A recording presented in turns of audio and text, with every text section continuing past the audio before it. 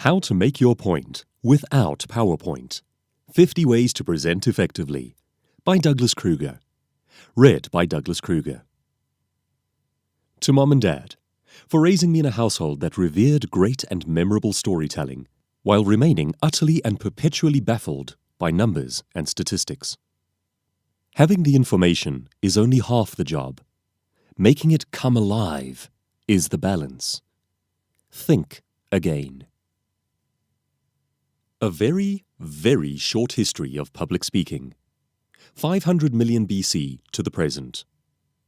Bubbles in the primordial soup.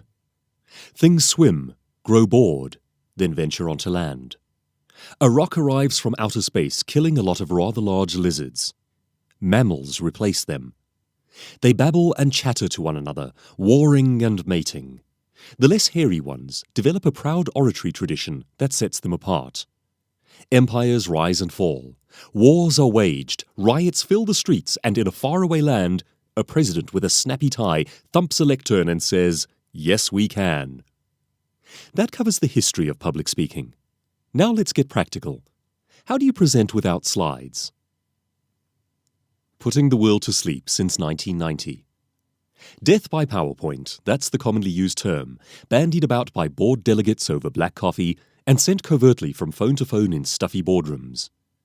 It was coined by Angela R. Garber. PowerPoint poisoning is another such term, and it had its genesis in Dilbert, the office life comic strip by Scott Adams. PowerPoint is a much maligned program. In the beginning, it was a really good idea.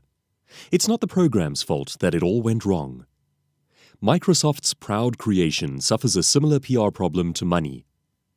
Universally acknowledged as the root of all evil, money has been falsely accused. What the good book actually says is that the love of money is the root of all evil.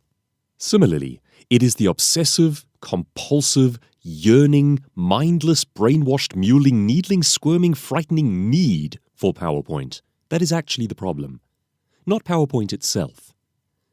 No, PowerPoint is not inherently evil. Nor, for that matter, are the atomic bomb, poison gas, or timeshare salespeople. It is simply how they are inflicted upon society that is evil. And, through no fault of its own, PowerPoint has been used to visit more pain on professional people in a shorter space of time than global recession and multi-level marketing combined. The problems are misuse and overuse. Undereducated presenters will put together shocking little abominations and then present them to the world with a grin. "Look, isn't my baby beautiful?" Misuse generally occurs when we bravely pack the entire script of War and Peace and the history of Western economic development onto a single slide. Then say things like, "I know you probably can't see this, but..."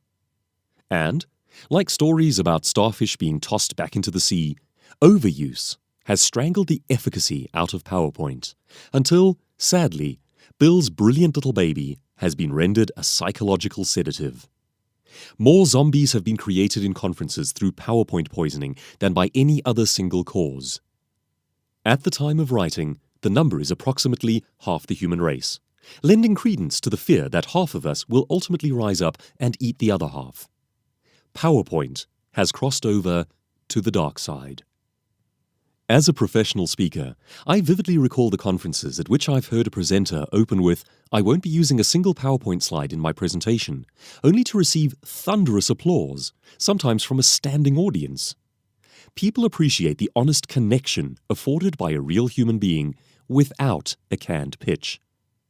So, how did this curious force rise to power? How did we miss the signs of impending apocalypse? The Rise of the Machines. The program was originally developed under the title Presenter, but was renamed PowerPoint before its launch on 22 May 1990. It was bundled together with the Microsoft Office package and has enjoyed that symbiotic relationship ever since. Companies like Apple have produced alternatives, Keynote in that particular case, but PowerPoint remains the flagship. By 2012, it had been installed on over 1 billion computers and claimed 95% of the market share for presentation software. Wikipedia estimates that it's used around 350 times per second globally. In other words, blink, and nearly 500 audiences have been exposed to it. As self-propagating systems go, PowerPoint looks at the Ebola virus and sneers, "Amateur." Truly, the machines have taken over. Sadly, PowerPoint is no longer as effective as it once was in helping us to communicate clearly and effectively. In fact, it tends to hinder communication. Instead of making thoughts come alive, it smothers them in a molasses of sameness. It turns brilliance into bullet points and inspired ideas into horrid little charts, graphs, dots, dashes, pies, columns, tables, and squiggly lines. It takes the passionate free flow and colourful versatility of language and reduces it to a sort of boxed-in accompaniment. Because of the way in which its parameters force thought through certain predetermined channels, it makes us all sound horribly similar. Think of it like music. The best presenters sound like the score to The Lord of the Rings. Presenters stuck to PowerPoint are playing chopsticks with a metronome. Clonky, clonky, clonky, clonk.